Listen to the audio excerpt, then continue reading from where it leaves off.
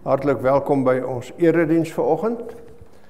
Ons bede is dat die diens vir u almal sal wees tot opbou in die geloof en dat dit sal dien tot die eer van die Here.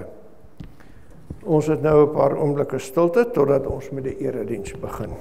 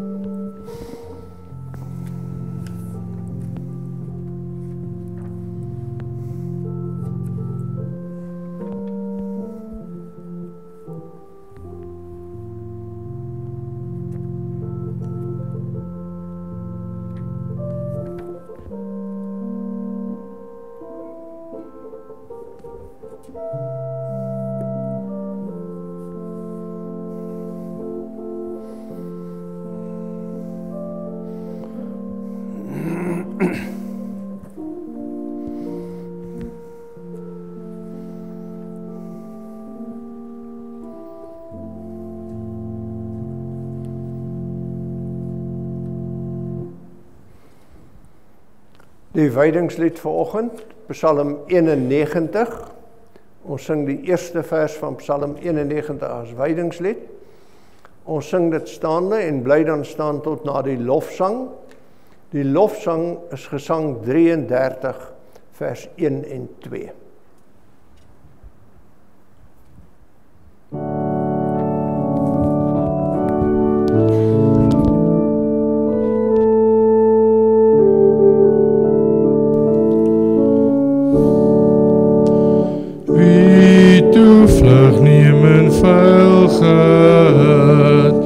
En skuil by die Alhoë, hy word beskadu en beskud deur God se alvermoë.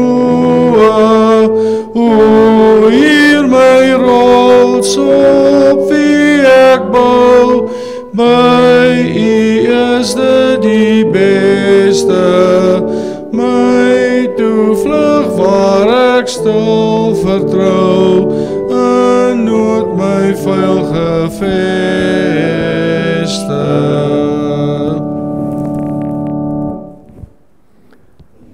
Ek is die goeie herder, my skape luister na my stem, sê die Here.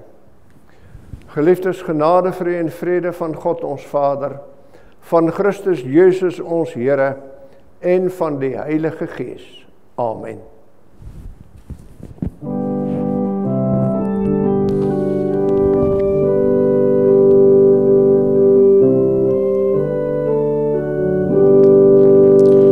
Eeuwe God wat ewig op die troon is, aan U al die lof en eer, voor U wat met majesteit gekroon is, buig ons in aanbidding neer.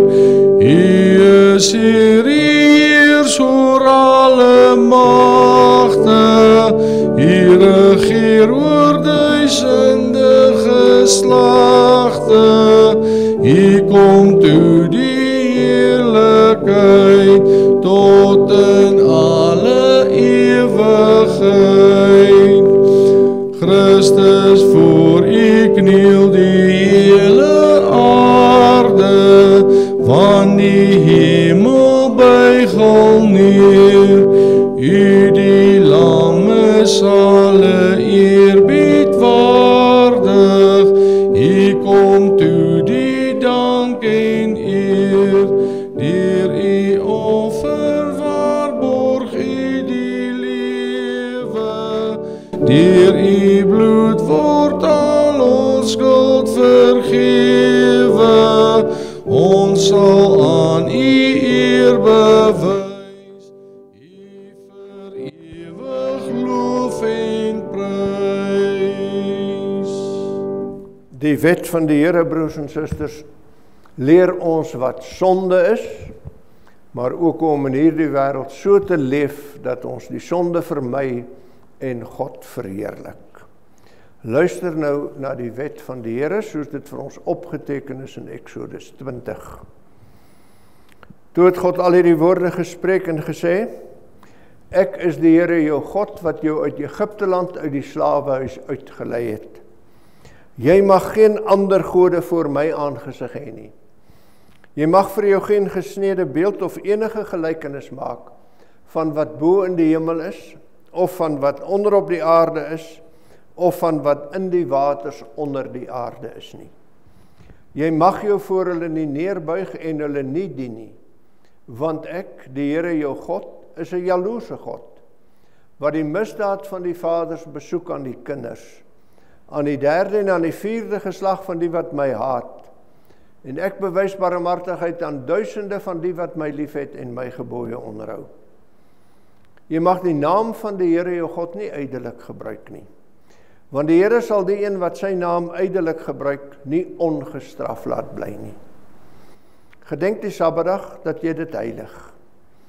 6 dae moet jy arbei en al jou werk doen, maar die 7de dag is die Sabbat van die Here jou God. Dan mag jy geen werk doen nie. Nie jy of jou seun of jou dogter of jou diensknegt of jou diensmaagd of jou vee of jou vreemdeling wat in jou poorte is nie. Want in 6 dae het die Here die hemel en die aarde gemaak, die see en alles wat daarin is, en op die 7de dag het hy gerus. Daarom het die Here die Sabbatdag geseën en dit geheilig. Eer jou vader en jou moeder, dat jou dae verleng mag word in die land wat die Here jou God aan jou gee. Jy mag nie doodslaan nie. Jy mag nie egbreek nie. Jy mag nie steel nie. Jy mag geen vals getuienis teen jou naaste spreek nie. Jy mag nie jou naaste se huis begeer nie. Jy mag nie jou naaste se vrou begeer nie, of sy diensknegt of sy diensmaagd, of sy os of sy esel, of iets wat van jou naaste is nie. Die skrif leer ons, in ongeregtigheid is ek gebore en in sonde het my moeder my ontvang. Daarom is ons elkeen sondaars en doen ons gereeld sonde. Moet ons met ootmoed voor God bely dat daar van nature in ons niks goeds is nie, maar dat ons verdien om onder die oordeel van God te bly. Die skrif leer ons daarby dat elkeen wat met ware berou en in opregte geloof sy toevlug na Jesus Christus soek, die vergifnis ontvang. God bewys sy liefde tot ons daarin dat Jesus Christus vir ons gesterf het toe ons nog sondaars was. Veel meer dan sal ons, nou dat ons geregverdig is in sy bloed, deur hom gered word van die toorn. Daarom besing ons God se reddende liefde met gesang 299, albei die verse.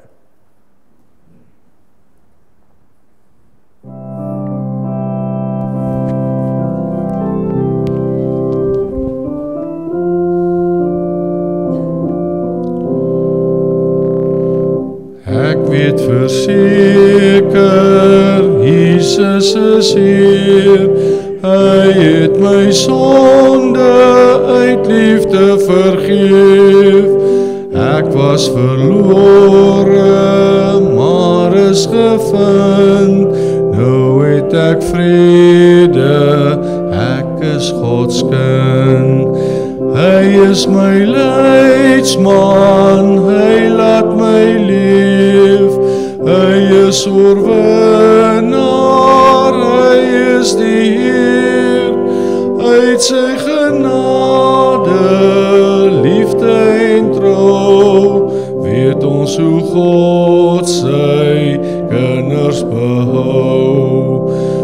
Lig is sy las en sag is sy juk, hy gee vermoeides die ware geluk, selfs as ek struikel en dit berou, hy sal vergewe, hy bly getrou. Hy is my leidsman, hy laat my leef, hy is oorwinnaar, hy is die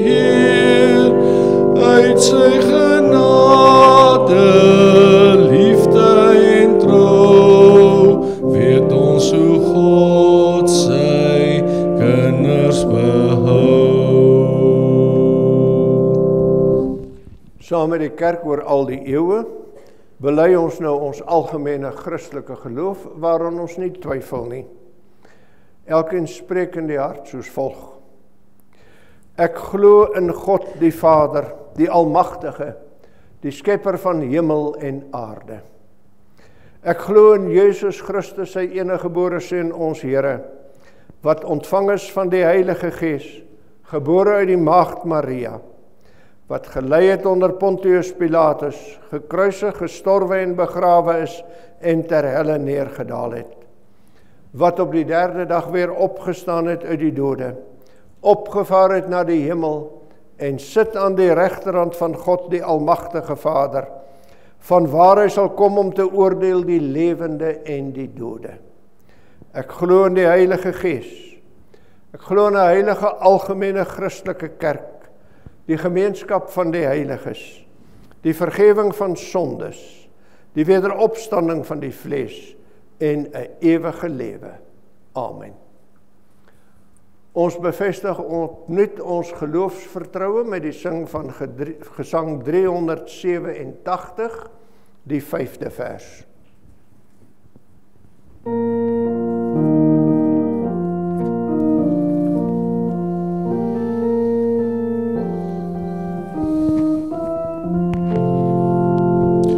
Wonderbaar is u beskutting, as ons lewe in u vrees.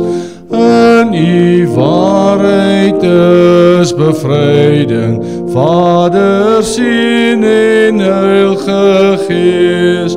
Hou ons tot u lof bereid, nou en tot in ewigheid.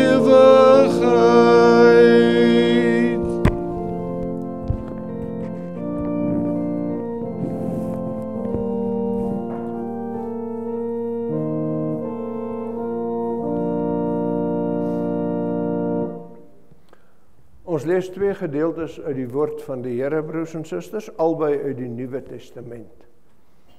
Ons lees uit die Evangelie van Johannes, die 8ste hoofstuk van vers 34 af, tot by vers 47. En dan lees ons uit die Openbaring aan Johannes, hoofstuk 20, vers 1 tot by vers 10. Johannes hoofstuk 8, en Openbaring hoofstuk 20. Terwyl ons nou die woord van die Here oopgemaak het, kom laat ons eers bid om die verligting deur die Heilige Gees. Ons Vader in die hemel, ons aanbid u in diep afhanklikheid. U ken ons en u ken die wêreld waarin ons leef. En u ken ons klein vermoëns om so te leef dat dit tot u eer is. Daarom bid ons, Here, dat u ons in hierdie tyd van onverskilligheid, van afvalligheid en goddeloosheid sal bewaar op u pad na die lewe. Dat u ons sal beskerm teen die verleiding en versoeking van die bose. Dat u ons sal dra dwars deur die venyn en vyandskap van die ongelowiges, om op die smal weg te volhard. Rus ons toe met u woord, dat ons deur die noupoort kan ingaan, dat ons kan waak, dat ons kan weerstand bied tot die einde toe. Wil deur u Gees in ons woon en werk, Here, dat ons in alles kan lewe tot u eer. En maak dan nou ons ore oop, o Gees van God, dat ons u stem sal hoor, en wil u in ons woon en in ons werk, dat ons die stem sal gehoorsaam. Maak ons harte ontvanklik, dat ons denke sal laat vorm deur die waarheid van die evangelie, deur die verlossingswerk van Jesus Christus. En laat ons lewens bou op die vaste rots, Jesus Christus ons Here. Dit bid ons in sy naam. Amen. Johannes 8 van vers 34 af. Jezus antwoord hulle, voorwaar ek sê vir julle, dat elkeen wat die sonde doen, 'n dienskneg van die sonde is. En die dienskneg bly nie vir altyd in die huis nie, die seun bly vir altyd. As die seun julle dan vrygemaak het, sal julle waarlik vry wees. Ek weet dat julle die geslag van Abraham is, maar julle probeer om my om die lewe te bring, omdat my woord geen ingang in julle vind nie. Ek spreek van wat ek by my vader gesien het, en julle doen ook wat julle by julle vader gesien het. Hulle antwoord en sê vir hom, ons vader is Abraham. Jesus sê vir hulle, as julle die kinders van Abraham was, sou julle die werke van Abraham doen. Maar nou probeer julle om my om die lewe te bring. Iemand wat aan julle die waarheid vertel het, wat ek van God gehoor het. Dit het Abraham nie gedoen nie. Julle doen die werke van julle vader. Toe sê hulle vir hom, ons is nie uit ontug gebore nie, ons het een vader, naamlik God. En Jesus sê vir hulle, as God julle vader was, sou julle my lief hê. Want ek het uit God uitgegaan en gekom. Want ek het ook nie uit myself gekom nie, maar hy het my gestuur. Waarom ken julle my spraak nie? Omdat julle na my woord nie kan luister nie. Julle het die duiwel as vader, en die begeertes van julle vader wil julle doen. Hy was 'n mensemoordenaar van die begin af, en staan nie in die waarheid nie, omdat daar in hom geen waarheid is nie. Wanneer hy leuntaal praat, praat hy uit sy eie, omdat hy 'n leuenaar is en die vader daarvan. Maar omdat ek die waarheid spreek, glo julle my nie. Wie van julle oortuig my van sonde? En as ek die waarheid spreek, waarom glo julle my nie? Die wat uit God is, luister na die woorde van God. Daarom luister julle nie, omdat julle nie uit God is nie. Tot sover die evangelie soos Johannes dit beskryf het.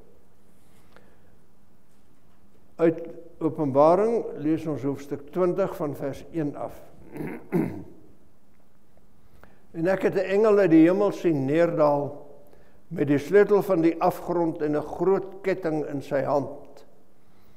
En hy het die draak gegryp, die ou slang wat die duiwel en die Satan is, en hy het hom gebind 1000 jaar lank, en hom in die afgrond gewerp en hom toegesluit en dit bo hom verseël, sodat hy die nasies nie meer sou verlei totdat die 1000 jaar volëindig is nie.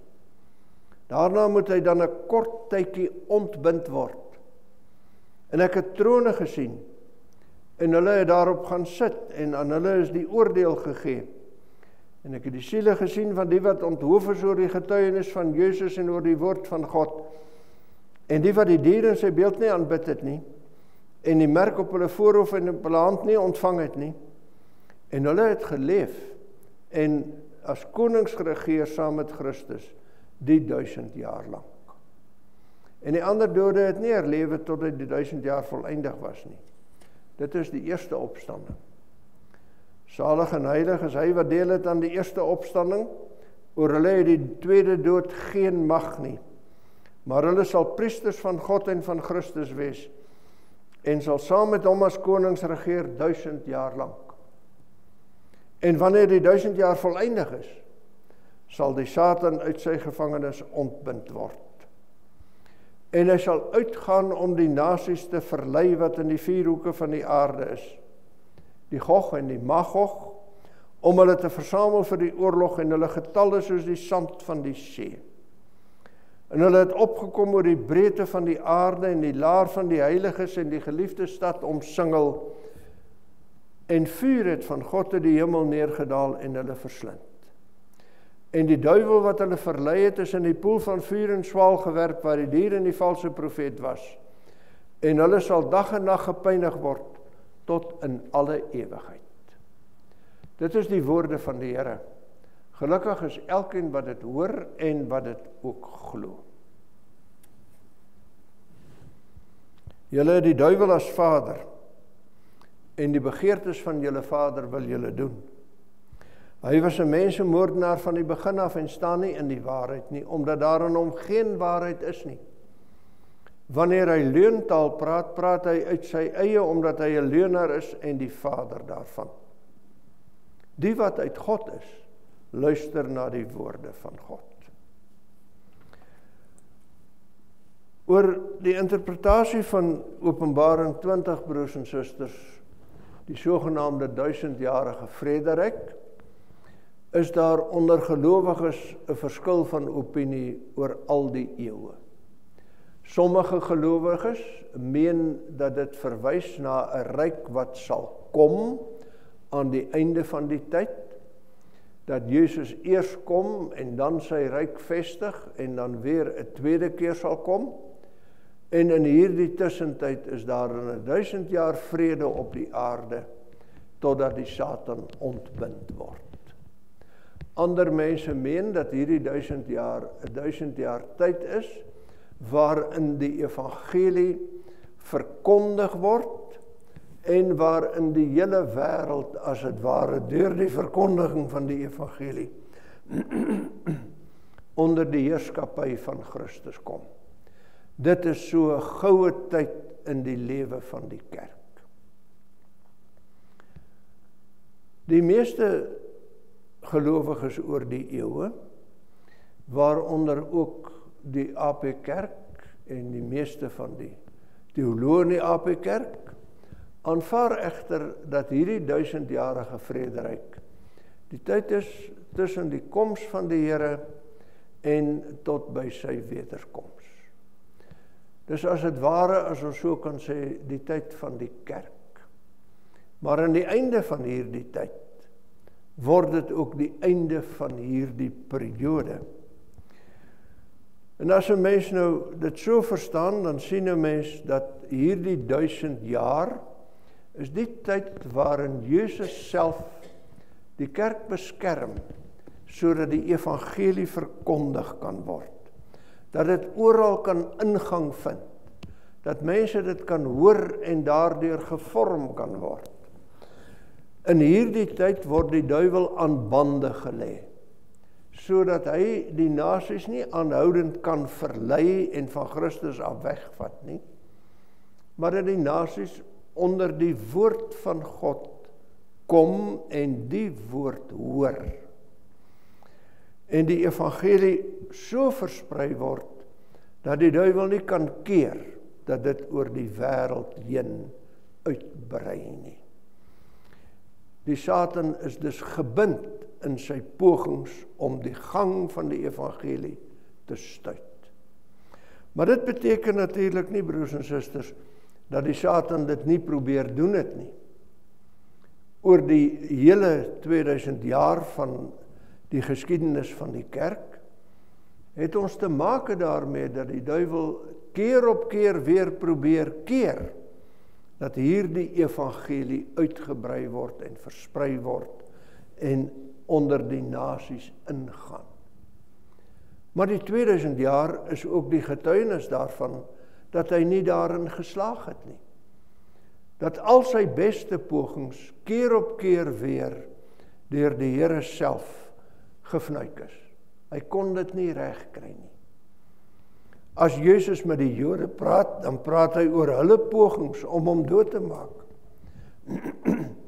En hulle pogings om hom dood te maak is voortgesit daarna in pogings om die kerk uit te wis. Maar dit het nie geslaag nie. Die Romeinse ryk het probeer om die uitbreiding van die evangelie te stuit. Gelowiges is op die allerwreedste maniere vervolg en doodgemaak en in slawerny gewerp. Maar die evangelie het al hierdie geweld van die duiwel oorwin, totdat die Romeinse ryk 'n Christelike staat geword het. En as 'n mens nou dink, broers en susters, hier in hierdie groot stryd, het die evangelie versprei na ons voorvaders toe, na die Germane en die Vandale en noem hulle maar op, die mense wat in Europa en Engeland en daar gewoon het. En hulle was nie Christene nie. Hulle het die Christensendelinge uitgemoor. En ten spyte daarvan dat hulle nie die evangelie wou hoor nie, dat die duiwel hulle aangespoor het om dit met geweld te stuit, kon die duiwel nie daarin slaag nie. Kon die duiwel nie keer dat die evangelie oor die hele destydse wêreld versprei het nie. Nou is dit wel so, as 'n mens oor hierdie 2000 jaar kyk, dat in hierdie tyd die sogenaamde moslems of islam na vore gekom het. En mense sê dikwels, maar kyk, daar het die duiwel geslaag in sy poging. Maar 'n mens moet jou mooi vra, broers en susters, is dit waar? Was dit die duiwel wat geslaag het om die evangelie uit te dryf uit die geweste in Noord-Afrika en groot dele van Klein-Asië waar die islam later gevestig is? Of was dit die oordeel van Jesus Christus? Efese, wat die belangrikste stad was in daardie briewe wat Johannes aan die gemeente skrywe in die Openbaringboek, was die middelpunt van hierdie uitbreiding van die islam. Maar die Here sê vir Efese, omdat jy jou eerste liefde verlaat het, sal ek jou kandelaar uit sy plek verwyder. En in daardie hele gebied het die kerk in soveel twis en tweedrag beland, soveel rusies met mekaar gemaak, was daar soveel korrupsie, dat die Here self die kandelaar uit sy plek verwyder het. Want kyk nou maar, daar kom die islam, en dis 'n aggressiewe godsdiens, wat met wapengeweld sy godsdiens oor die wêreld wil versprei. En vir 1400 jaar is hy beperk tot hierdie plekkie waar die Here die kerk se kandelaar uit sy plek verwyder het. Met baie aggressie en met baie middele is die islam nie versprei oor die hele wêreld nie. En wat nog meer is die invloed wat van daardie godsdiens af uitgegaan het oor die wêreld, maar baie, baie klein. Maar die invloed wat van die Christelike kerk af oor die wêreld uitgegaan het, is onberekenbaar groot. Want die evangelie het die Christelike beskawing oor die hele wêreld gevestig. En as ons nou praat oor die Christelike beskawing, broers en susters, bedoel ons nie daarmee dat dit nou 'n goue tyd was waarin alles goed en mooi was nie. Die Christelike beskawing lyk soos elke ander menslike beskawing, vol vlekke en rimpels en vraatjies en seerplekke, want dis mense. Maar wat die onderliggende waardes aanbetref, dit kom alles uit die evangelie van Jesus Christus. Kom daaruit dat mense geglo het dat God die skepper is van hemel en aarde. Dat ons voor hom in sonde geval het, maar in sy liefde het hy ons kom red. En in sy liefde het hy ons opnuut geleer om te lewe tot sy eer. En gaan vra jouself nou maar af, waar in watter ander godsdiens of watter ander geloof word die waarde van 'n mens so beklemtoon as in die Christelike geloof, wat sê God het ons so lief, ons is soveel werd vir hom dat hy sy eie seun gegee het, dat ons gered kan word. Die islam het nie waarde aan mense lewens nie. Die lewe van mense is vir die meeste godsdienste maar van geringe waarde.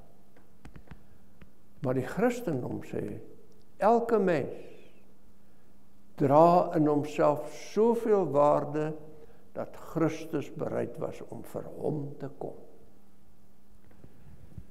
En daarom kan hierdie Christelike beskawing uit hierdie begrip van menswaardigheid 'n regstelsel bou, wat in baie opsigte nog steeds gebrekkig is en wat baie plekke verskil, maar die een belangrike ding geld oor die hele wêreld in die Christelike regstelsel. Voor die reg is almal gelyk. Want die regter, die moet die oordeel vel as het ware as 'n amptenaar van God. En daarom mag hy nie voortrek nie. Daarom mag hy nie partydig wees nie, of jy ryk is of arm is. Voor die reg staan jy gelyk, want almal het dieselfde waarde voor God. En daarom moet jy ook nie teen mense diskrimineer nie. Jy kan nie van mense sê, omdat jy wit is, mag jy nie hierdie werk doen nie. Almal het dieselfde waarde voor God. Maar almal is nie gelyk nie. Die Bybel leer ook vir ons dat elkeen se waarde voor God is in Jesus Christus bepaal en nie in sy vermoëns nie. God deel aan elkeen vermoë uit soos hy wil. Hy gee vir elkeen soos hy dit goed vind. En elkeen, al het hy net een talent, staan voor God verantwoordelik om te lewe tot die eer van die Here. Daarom leef 'n mens nie maar sommer net terloops nie. Jy lewe in hierdie wêreld en wat jy ook al doen, moet jy doen tot eer van God, so goed as wat jy kan. Dit gee aan die Christelike beskawing 'n sekere werksetiek. Jy werk nie vir jouself nie, jou werk is roeping, want die Here het jou waardig geag om hierdie werk te doen vir hom. En in watter ander beskawing is daar die etiek aanwesig? Nie in een nie.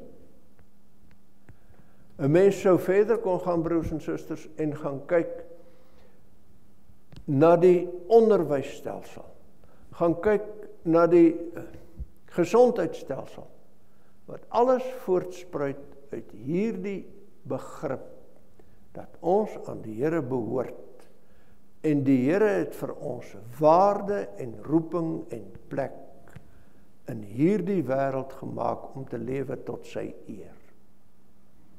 Maar daar is 'n tweede belangrike waarde, wat hier onderliggend is aan ons geloof.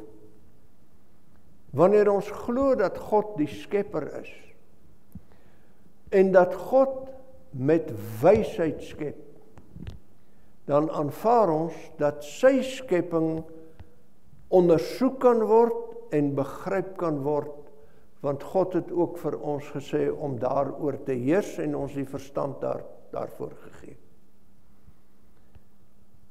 En as 'n mens nou kyk na die ontploffing in wetenskap en tegnologie, al die mense wat voorgeloop het in hierdie ontploffing is gelowige mense gewees. Wat hier in die 14de en 15de eeu die groot ontdekkings gemaak het. Want hulle het aanvaar, die skepping is redelik, dis rasioneel. Jy kan met verstand daarmee omgaan. Want God is redelik en rasioneel. Iemand het by geleentheid gesê, die hele beskawing in die westerse wêreld is moontlik, nie omdat die westerse beskawing die wette van God ken nie, maar omdat hulle die wetgewer ken.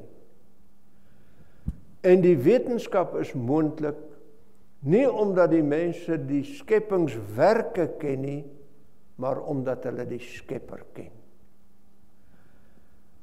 En dit, broers en susters, het die geskiedenis bepaal van 2000 jaar lang. As 'n mens gaan kyk, dan sien 'n mens oor 2000 jaar was hierdie beskawing 'n Christelike beskawing. Het dit gegroei, kon die duiwel dit nie stuit nie, kon hy dit nie omkeer nie. Maar as 'n mens in die terme begin dink, dan sien 'n mens raak dat ons nou in die tyd lewe waarin die duiwel los is. Die duiwel is nou los, want hierdie beskawing wat gebou is op die waarheid, word nou ondermyn en selfs vervang met 'n beskawing wat gebou is op 'n leuen. Die leuen wat begin met die leer van die evolusie, dat 'n mens eintlik geen waarde het nie. 'n Mens is maar 'n toevalligheid wat daar is deur 'n sameloop van omstandighede en gebeure en chemikalieë en sommer maar net verskyn het. Daar's geen doel in 'n mens se lewe nie, daar's geen doel in die skepping nie, daar's geen koers nie, dis sommer maar net lukraak en daarom waardeloos. En daarom is 'n mens se lewe eintlik waardeloos. En dit sien 'n mens oral waar mense begin leef met die gedagte, ek het eintlik geen waarde nie, ek het eintlik geen toekoms nie, daar is geen betekenis in my bestaan nie, al wat ek nou maar moet doen, is om te eet en te drink en vrolik te wees, want môre is ek dood. En dis die gangbare geestesklimaat oor ons wêreld. Maar as alles net toevallig is, en daar is geen skepper nie, dan moet ons mos nou self ons eie koers bepaal. En dan word 'n mens sy eie gootjie. En nou is dit nie meer omdat ons die wetgewer ken, dat ons die wette van God wil toepas nie. Al die wette wat ons nou wil toepas, is om onsself te behaag, en dit vir onsself lekker te maak. En gaan kyk nou maar na die teenstrydighede in ons nuwe beskawing. 'n Mens moet beskerm word as hy 'n misdadiger is.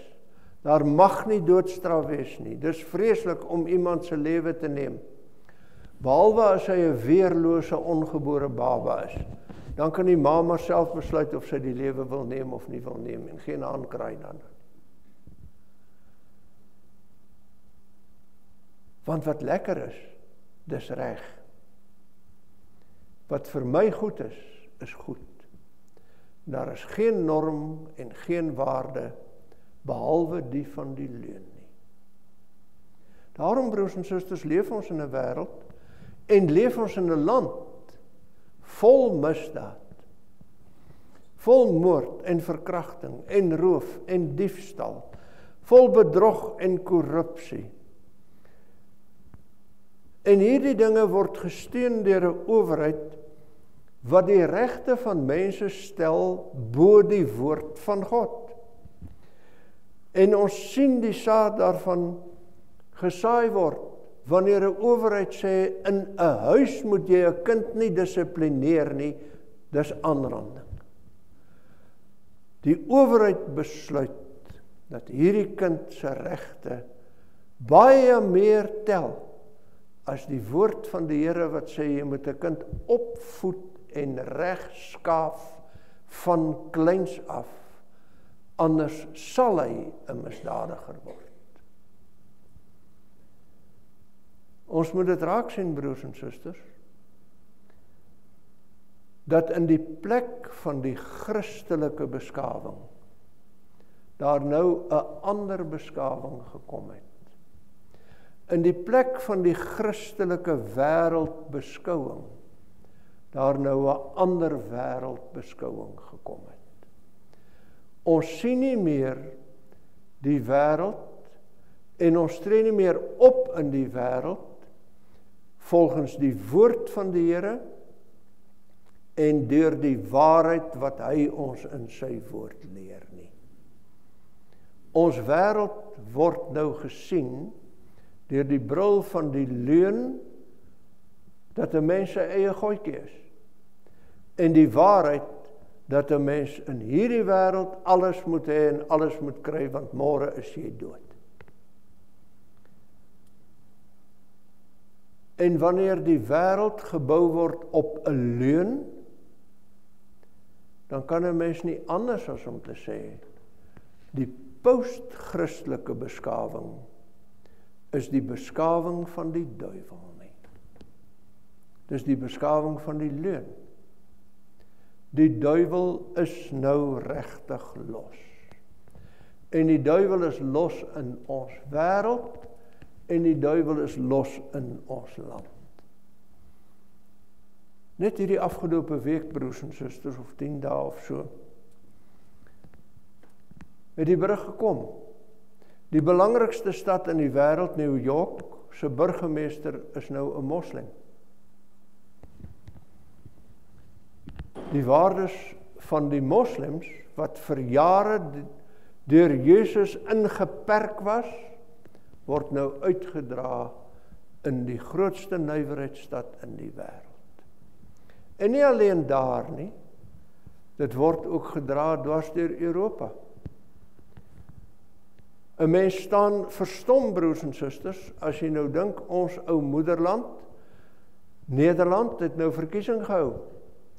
En die man wat verkies is om die volgende eerste minister te word, is die eerste wêreldleier wat openlik homoseksueel is.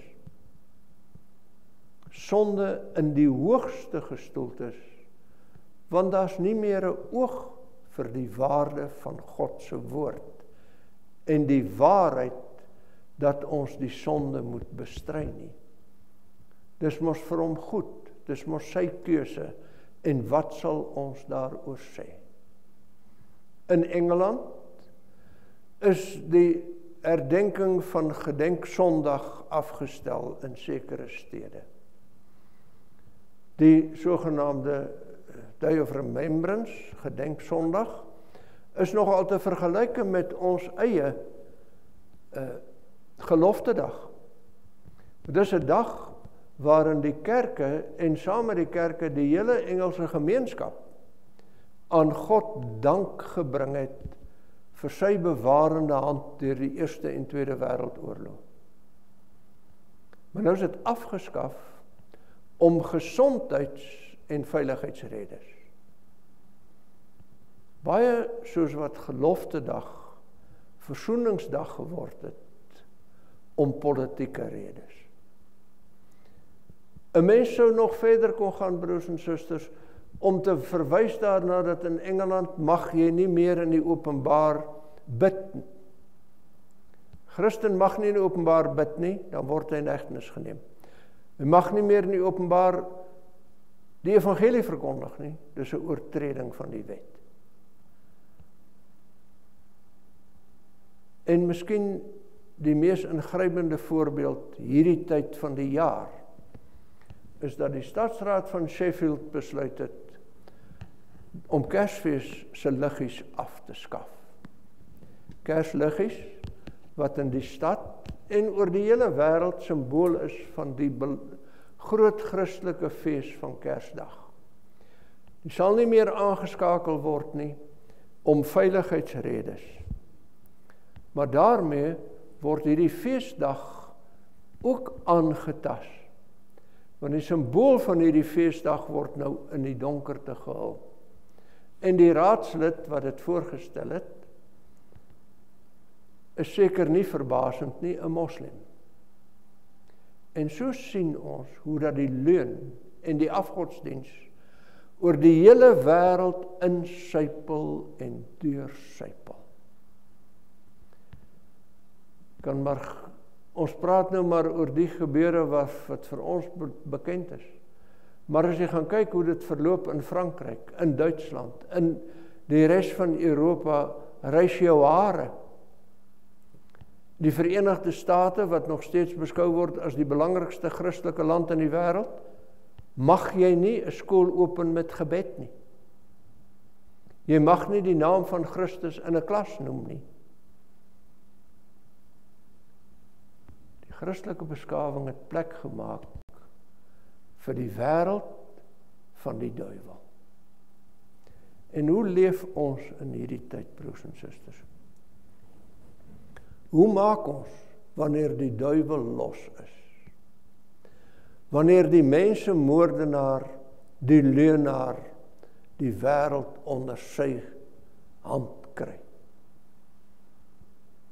Die wat uit God is, luister na die woorde van God. Die hele Openbaringboek sê vir ons, wanneer daar druk is op die gelowiges, dan volhard hulle in die geloof. Dan staan hulle vas, dan bly hulle loyaal en getrou aan Jesus Christus. Dan gaan leef hulle tot eer van God. Dan gaan dien hulle God in gehoorsaamheid. Ons mag nie toegee aan die verleidinge van die duiwel, aan die druk van die wêreld, wat onder daardie leuen swig nie. Ons moet staan by die woord, en vas staan by Jesus Christus. Daarom, broers en susters, moet ons waaksaam wees. Waaksaam wees, te kyk oor wie oor ons regeer. Waaksaam wees om te weet na watter skool toe gaan my kind. Waaksaam wees om seker te maak dat daar nie onder die voorwendsel van veiligheid of van gesondheid of van wat ook al die duiwel insluip om oor ons beheer te neem nie, want hy is los. Ons moet waaksaam en wakker lewe. Maar baie meer as dit. Ons kan lewe met hoop. Ons weet, die Here leer dit ook vir ons, dat hierdie ryk van die duiwel baie kortstondig is. Hy word vir 'n kort tydjie losgemaak. En hy sal al die nasies verlei, en hy sal al die nasies bymekaar maak, en dit sal lyk asof hy onstuitbaar is. Maar die Here sal hom nie toelaat om verder te gaan, as dat dit maar net so sal lyk nie. Hy sal hom vernietig met die woord uit sy mond. Sterker as enige krag van die duiwel, is die krag van die evangelie van Jesus Christus. Laat ons daaraan vashou, dat die Here reeds oorwin het. Aan die kruis reeds die sonde oorwin het. Aan die kruis reeds die dood oorwin het. As ons dit maar so kan sê, broers en susters, laat ons aan hom vashou, om saam met hom te regeer, om konings en priesters te wees vir sy God en Vader in hierdie tyd, tot eer van sy naam. Amen. Kom ons dank saam. Ons Vader in die hemel, ons dank U vir U liefde. Dank U vir die liefde wat U aan ons betoon het in Jesus Christus, dat U ons verlos van die sonde en die magte van die dood. Ons bid dat U Gees aan ons sal gee, dat ons in die geloof sal vasstaan, dat ons sal stry en dat ons sal oorwin, dat ons nie sal laat meesleep deur die leuns en die bedrog van die duiwel en die wêreld en al sy meelopers nie. Hou ons aan U vas, Here, in suiwer leer en lewe, dat ons U naam kan verheerlik. Ons bid vir almal wat ons voorbeding nodig het. U ken elkeen by die naam, wil U vertroos waar daar troos nodig is, genees waar daar genesing nodig is, versterk waar daar versterking nodig is, tug waar daar tug nodig is, en onder alle omstandighede ons vashou om te lewe op u pad, om te bly by u, saam met u, naby u. Vergewe ook in genade ons sonde, Here. Dit bid ons om Christus ontwil. Amen. Ons sing ten slotte gesang 265, die eerste en die vierde verse.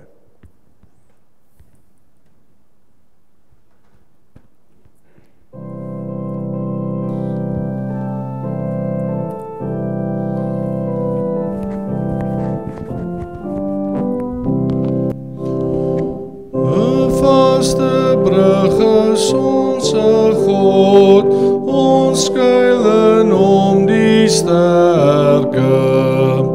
Hy is 'n vesting in die nood, vir ewig staan sy werke. Al kom die bose aan, in sy oorwinnaars waan, ons weet by al sy lus, sy lot is reeds beslis. God self stal aan hom perke. God hou sy woord altyd in stand, geen mag kan dit laat wyk nie. Hy hou ons veilig in sy hand, sy trou sal nooit beswyk nie. Al eis die bose dan hier alles wat hy kan, dit bring hom geen gewin, ons gaan die hemel in. Hy roep ons nooit Gods ryk nie.